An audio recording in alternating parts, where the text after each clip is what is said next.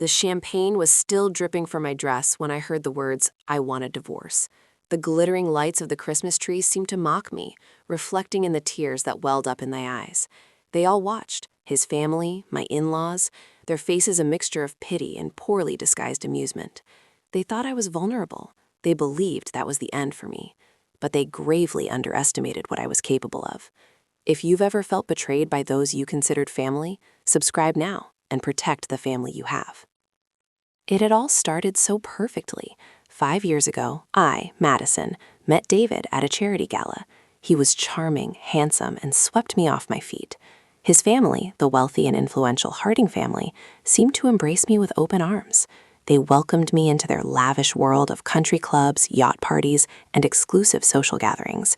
I truly believed I had found my place, my family, my forever. We had a beautiful wedding, a stunning home, and a life that seemed like a fairy tale. Christmas at the Harding estate was always a grand affair. The enormous tree, adorned with hundreds of twinkling lights and exquisite ornaments, the lavish feast prepared by a team of chefs, and the mountains of exquisitely wrapped gifts created an atmosphere of opulent joy. Every year, I threw myself into making it perfect, wanting to impress David's family, wanting to truly belong. This year, I had spent weeks planning the menu, decorating the house, and choosing the perfect gifts for everyone. But beneath the shimmering surface, cracks had begun to appear. David had grown distant, working late more often, his phone constantly buzzing with messages he wouldn't show me. His mother, Patricia, had become increasingly critical, her veiled insults disguised as helpful suggestions. I tried to ignore the subtle shifts, clinging to the hope that it was just a phase, a temporary blip in our otherwise perfect life. I told myself I was being paranoid. I told myself that this was my family, that I was loved. I was wrong. The divorce came as a complete shock, delivered with cruel precision on Christmas night in front of his entire family. David's words echoed in the cavernous dining room, each syllable a hammer blow to my heart. He cited irreconcilable differences, a vague and impersonal explanation that offered no comfort or closure. Patricia Harding, his mother, sat at the head of the table, a smug look on her face as if she'd been expecting this all along. Her husband, George, simply cleared his throat, avoiding my gaze. The rest of the family, a collection of aunts, uncles, and cousins, watched with morbid curiosity, their faces betraying a mixture of shock and schadenfreude. I felt exposed, vulnerable, like a wounded animal surrounded by predators. My carefully constructed world crumbled around me, leaving me gasping for air. They watched me fall apart. They enjoyed it. And that's when the silence began. I didn't scream. I didn't beg. I simply nodded, a single tear tracing a path down my cheek. I excused myself from the table, retreating to the guest room I would soon be banished to. I could hear their muffled conversations, their whispers and hushed laughter as I packed my bags. I was a ghost in their house, already erased from their perfect family portrait. But even as I gathered my belongings, a cold resolve began to harden within me. They thought they had won. They thought they had broken me. But all they had done was awakened a force they could never have imagined. The person I trusted most was one of them. The days that followed were a blur of legal proceedings and icy indifference from the Harding family. David's lawyers were relentless, painting me as a gold digger who had manipulated their son for financial gain. They tried to twist my genuine affection for David into a calculated scheme, using every possible angle to minimize my settlement. Patricia Harding seemed to relish in my misery, her eyes gleaming with satisfaction as she watched me struggle. She made sure that every one of their mutual friends knew her version of the story, poisoning the well and leaving me isolated. The social circles that had once embraced me now shunned me, doors slammed shut in my face. The whispers followed me everywhere, branding me as the woman who had tried to take the Harding family for everything they had. Sleepless nights became my norm, the silence of my empty apartment amplifying the echoes of David's betrayal. Every time I closed my eyes, I saw his face, the cruel indifference in his eyes as he uttered those devastating words. The weight of injustice pressed down on me, suffocating me with its heavy cloak of despair. I tried to reason with David, to understand why he had done this, but he remained cold and distant, shielded by his lawyers and his family.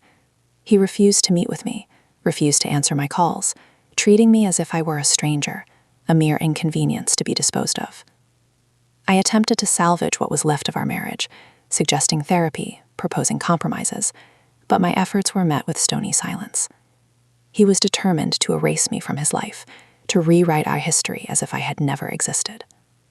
The pain was excruciating, a constant ache in my chest that refused to subside. I lost weight, my skin became pale, and dark circles formed under my eyes. I was a shell of my former self, consumed by grief and anger. My friends tried to offer support, but I found it difficult to connect with them. I felt like I was living in a different world, a world where love was a lie and loyalty was a fleeting illusion. I couldn't bring myself to explain the depth of my pain, the utter devastation that had consumed me. They wouldn't understand the betrayal, the feeling of being discarded like a broken toy. Desperate to find some semblance of normalcy, I threw myself into my work, but even that proved to be a challenge. The whispers followed me there too, casting a shadow over my professional life.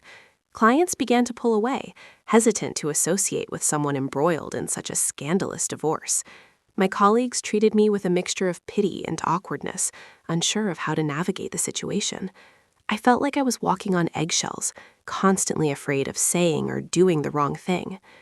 Despite the setbacks, I refused to give up. I hired my own lawyer, a sharp and tenacious woman named Sarah, who believed in my case and was determined to fight for me. Sarah was a force to be reckoned with, a skilled negotiator who wasn't afraid to go toe-to-toe with David's high-powered legal team. She meticulously gathered evidence, poring over financial records, emails, and text messages, searching for any leverage we could use. She uncovered discrepancies in David's financial dealings, hidden assets that he had tried to conceal from me. She discovered a pattern of infidelity, a string of affairs that David had carefully concealed throughout our marriage. With each new revelation, my anger intensified, fueling my determination to seek justice. I was no longer the naive, trusting woman who had married David Harding. I was a warrior, ready to fight for what was rightfully mine. I started documenting everything, recording conversations where legally permissible, saving emails, and meticulously organizing any evidence that could help my case. I knew that the Harding family would stop at nothing to protect their reputation and their wealth, but I was prepared to meet them head-on.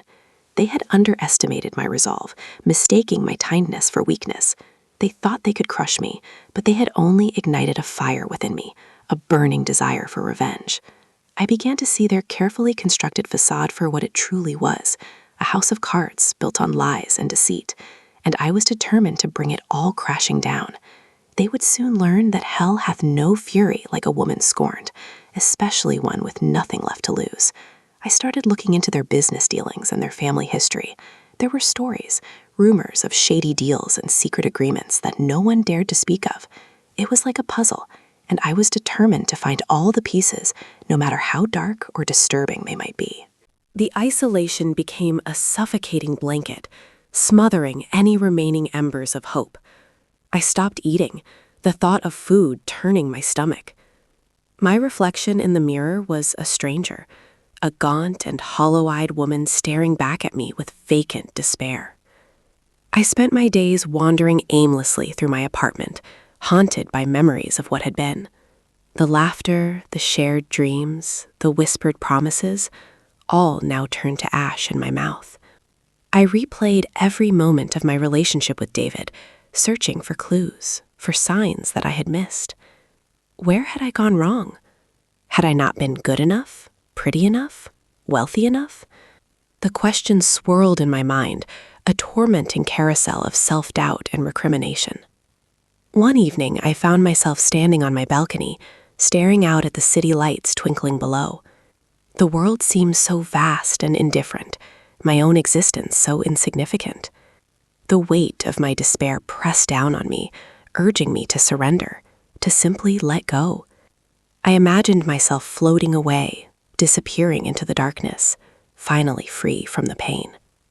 I gripped the railing, my knuckles white, my heart pounding in my chest. A single tear rolled down my cheek, a silent testament to my broken spirit. I was so close to the edge of oblivion, the edge of giving up. But then, a flicker of defiance sparked within me. A memory surfaced, unbidden, of my grandmother, a woman of immense strength and resilience who had overcome countless hardships in her life. She had always told me, "Never let anyone break you, Madison. You are stronger than you think." Her words resonated within me, a lifeline in the sea of despair. I closed my eyes, took a deep breath, and slowly stepped back from the railing. I would not let them win. I would not let them break me. I would survive this, and I would emerge stronger than ever before. That night, I made a decision. I would not succumb to self-pity or despair. I would channel my anger and pain into a weapon, a force that would dismantle the Harding family's carefully constructed empire. I started researching their business dealings, their investments, their charitable foundations. I spent hours poring over financial records, legal documents, and news articles, searching for any hint of wrongdoing, any vulnerability I could exploit. I discovered a web of hidden assets, offshore accounts, and questionable transactions that suggested a pattern of tax evasion and fraud. I learned about their involvement in a series of real estate deals that had displaced families and destroyed communities, all in the name of profit. I uncovered a history of lawsuits, settlements, and gag orders that had silenced their victims and protected their reputation. The more I learned, the more my anger intensified. The Harding family was not the benevolent dynasty they pretended to be. They were ruthless, greedy, and corrupt, willing to stop at nothing to maintain their power and wealth. They had built their empire on the backs of others, exploiting the vulnerable and silencing their critics. And now, they had made the mistake of turning their sights on me. They had underestimated my intelligence, my resilience, and my capacity for revenge. They thought they could crush me, but they had only awakened a sleeping giant. I began to meticulously document my findings, compiling evidence and building a case against them. I knew that taking them down would be a long and arduous process, but I was prepared to do whatever it took. I would expose their lies, reveal their secrets, and dismantle their empire piece by piece. I would make them pay for what they had done to me, for the pain they had inflicted, for the life they had stolen. The silence had ended. The planning had begun, and the Hardings were about to learn the true meaning of retribution. My biggest advantage? They believed they were untouchable. I knew I couldn't act alone. I needed allies, people I could trust with my life. The first person I turned to was Sarah, my lawyer. She had become more than just legal representation. She was a confidant, a friend, a fierce advocate who believed in my cause. I laid out my plan for her, detailing the evidence I had gathered and the steps I intended to take. She listened intently, her expression unwavering. When I finished, she nodded slowly, a glint of determination in her eyes. "I'm in," she said. "But we need to be careful. The Hardings have powerful resources, and they won't hesitate to use them against us." Together, we strategized, identifying potential weaknesses in their defenses and developing a plan to exploit them. Sarah's legal expertise was invaluable, helping me navigate the complex legal landscape and avoid any pitfalls. She also connected me with a forensic accountant, a brilliant woman named Emily, who specialized in uncovering financial crimes. Emily was a meticulous and methodical investigator with an uncanny ability to find hidden assets and trace illicit transactions. She delved into the Harding family's financial records, meticulously analyzing every transaction, every investment, every offshore account. She uncovered a pattern of tax. One of the most crucial pieces of evidence I obtained was a recording of a conversation between David and his mother, Patricia. I had managed to bug David's phone, legally of course, with Sarah's guidance, through loopholes and legal maneuvering, and the things I overheard were chilling. Patricia was orchestrating a smear campaign against me, spreading rumors and lies to damage my reputation and isolate me from my friends and colleagues. She was also pressuring David to withhold evidence in the divorce proceedings and to lie under oath if necessary. The recording was a smoking gun, proof of their malicious intent and their willingness to break the law to protect their interests. I carefully transcribed the conversation, making sure to highlight the most incriminating statements. Sarah advised me to keep the recording under wraps for now, to use it as leverage at the right moment. She wanted to wait until we had gathered enough evidence to launch a full-scale attack, one that would leave the Hardings with no escape. The anticipation was almost unbearable. I wanted to expose them immediately, to reveal their true colors to the world. But I knew that patience was key. I had to play the long game, to wait for the perfect opportunity to strike. In the meantime, I continued to gather evidence, to build my case, to strengthen my position. I became a master of disguise, a chameleon who could blend into any situation. I attended social gatherings, mingled with their friends, and listened intently to their conversations. I learned their secrets, their vulnerabilities, their deepest fears. I discovered that Patricia Harding was having an affair with a prominent politician, a fact that could have devastating consequences for her husband's business empire. I found out that David had been involved in a series of shady real estate deals that had defrauded investors and lined his pockets with illicit gains. Every piece of information I uncovered fueled my determination, strengthening my resolve to bring them to justice. There were close calls, moments when I thought my cover would be blown. Once, while attending a charity auction, Patricia Harding approached me, a condescending smile on her face. "Madison," she said, her voice dripping with sarcasm, "I'm surprised to see you here. I thought you would have crawled away somewhere to lick your wounds." I forced a smile, refusing to let her see my anger. "Patricia," I replied, my voice calm and composed. "It takes more than a divorce to keep me down." She narrowed her eyes, sensing my defiance. "Don't get any ideas, Madison," she warned. "You're playing a dangerous game." "I'm not playing any game, Patricia," I said, my voice hardening. "I'm simply living my life." I turned and walked away, leaving her seething with rage. Another time, David confronted me at a restaurant, accusing me of spying on him. "What do you want, Madison?" he demanded, his face flushed with anger. "Why can't you just leave me alone?" "I want justice, David," I said, my voice firm. "I want you to pay for what you did to me." He scoffed. "He'll never get anything from me," he said. "My family will make sure of that." "We'll see about that," I replied, my eyes burning with defiance. I knew that they were watching me, monitoring my every move, but I refused to be intimidated. I continued to gather evidence, to build my case, to prepare for the final showdown. The tension was building, the anticipation growing with each passing day. I could feel the storm brewing on the horizon, the inevitable clash between me and the Harding family, and I was ready. I had spent months planning, strategizing, and preparing for this moment. I had assembled a team of trusted allies, gathered a mountain of evidence, and steeled myself for the battle ahead. The day they tried to end me was the day they signed their own fate. The breakthrough came unexpectedly, almost by accident. Emily, the forensic accountant, called me late one night, her voice buzzing with excitement. "Madison, I think I found something," she said. "Something big. Remember those charitable donations the Hardings were making, the Harding Family Foundation? Well, it's not what it seems." She explained that the foundation was a front, a sophisticated scheme for laundering money and evading taxes. The Hardings were donating large sums of money to the foundation, claiming massive tax deductions, but in reality, the money was being funneled into offshore accounts controlled by David and his father. They were using the foundation to finance their lavish lifestyle, to buy expensive cars, yachts, and vacation homes, all while cheating the government out of millions of dollars. The evidence was irrefutable. Bank statements, wire transfers, shell corporations, all meticulously documented and cleverly concealed. But Emily had found it, piecing together the puzzle one transaction at a time. This was it. This was the silver bullet, the one piece of evidence that could bring the entire Harding empire crashing down. Tax avoidance and fraud were serious offenses, crimes that could land them in jail for years. And the fact that they had used a charitable foundation to perpetrate their scheme only made it worse. The public outcry would be deafening. The Hardings' reputation, their wealth, their power, all would be destroyed. We had to act fast. We couldn't afford to give them any time to cover their tracks or to concoct a defense.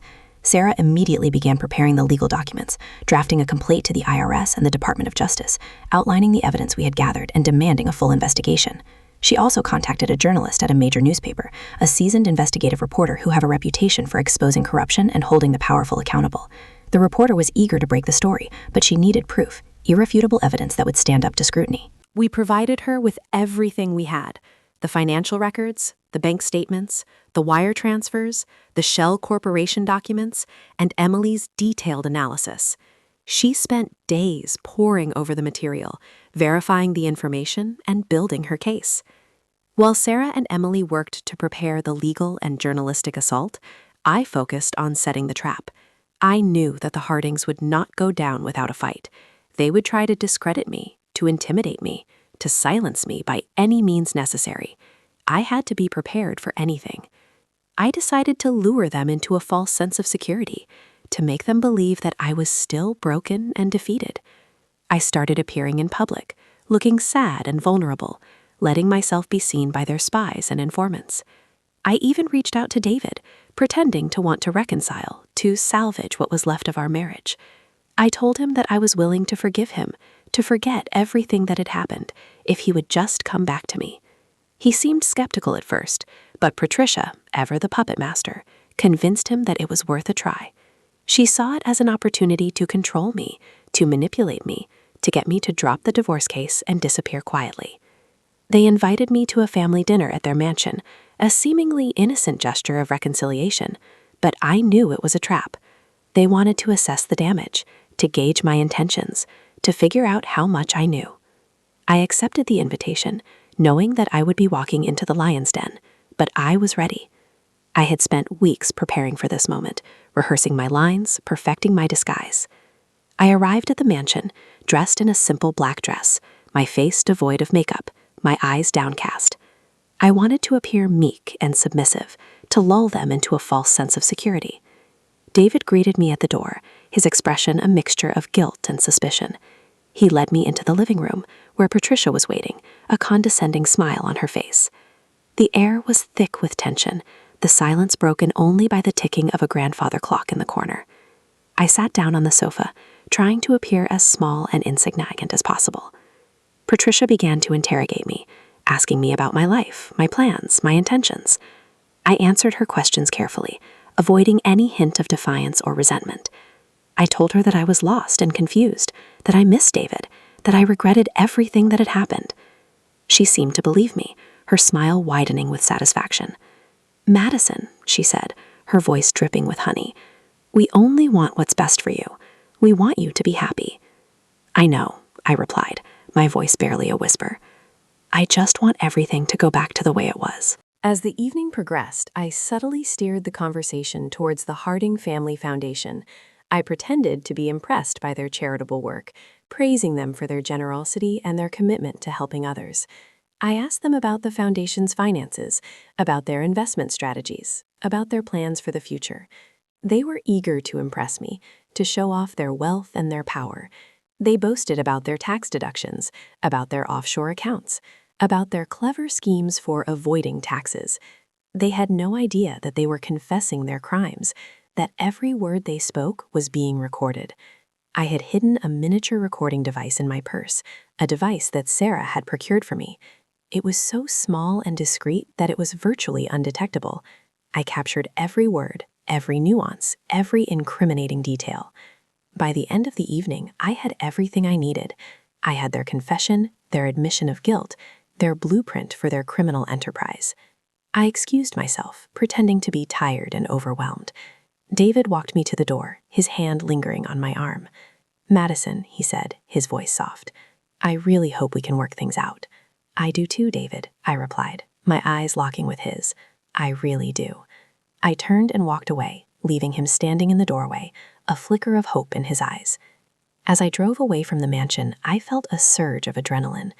The trap had been set, the bait had been taken, and the Hardings were about to walk right into their doom. The next morning, the newspaper hit the stands. The headline screamed, "Harding Family Foundation exposed in massive tax fraud scheme." The story detailed the Hardings' criminal enterprise, outlining the evidence we had gathered and quoting from the recording I had made at the family dinner. The response was immediate and explosive. The public was outraged, the media was in a frenzy, and the authorities launched a full-scale investigation. The Harding family's world began to crumble around them. Their reputation was tarnished, their wealth was frozen, and their freedom was at stake. Patricia's affair with the politician was exposed, ruining his career and shattering her marriage. David's shady real estate deals were uncovered, leading to multiple lawsuits and criminal charges. The Harding empire was collapsing, piece by piece, just as I had planned.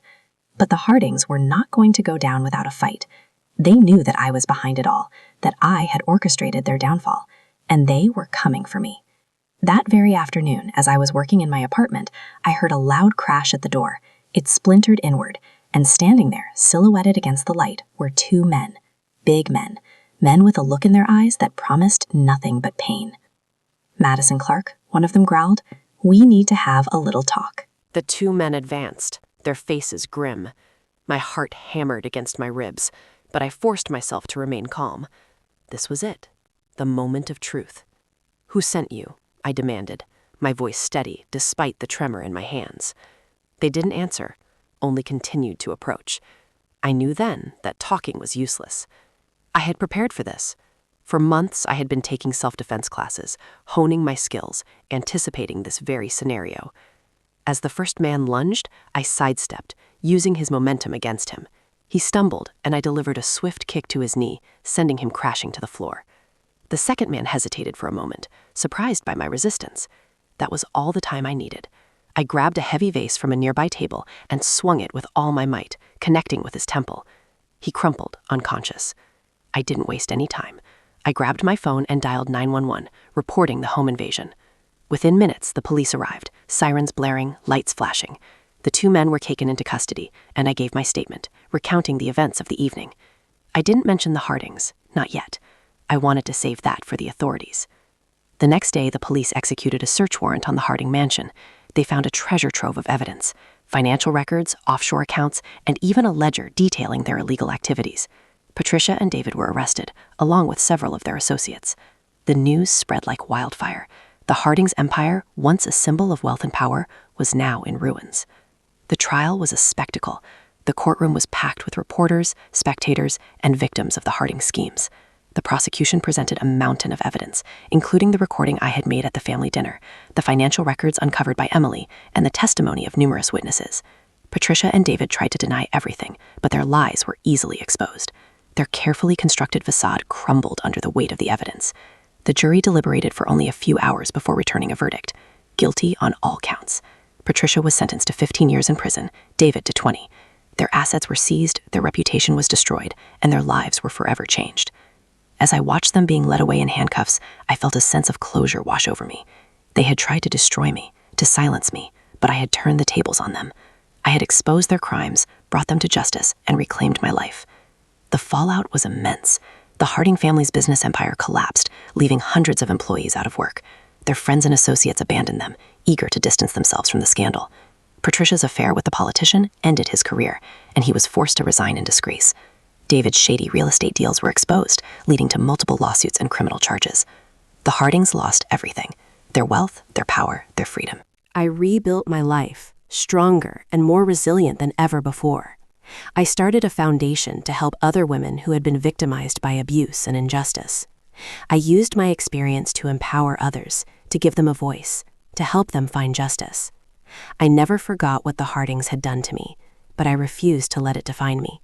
I moved on, embracing my future, determined to live a life of purpose and meaning. One day, I received a letter from Patricia, written from prison. In it, she expressed remorse for her actions, acknowledging the pain and suffering she had caused me. She claimed that she had been blinded by greed and ambition, that she had lost her way. I read the letter with a mixture of skepticism and compassion. I didn't know if she was truly sincere, but I decided to forgive her, for my own sake. Holding on to anger and resentment would only poison my soul. As for David, I never heard from him again. I learned through the grapevine that he was struggling to adjust to prison life, that he was isolated and alone. I felt a pang of sympathy for him, but I knew that he had brought it upon himself. He had made his choices, and he had to live with the consequences. They lost everything. I just smiled. Revenge isn't sweet. It's necessary. Would you have done the same? Let me know in the comments. Subscribe for more justice.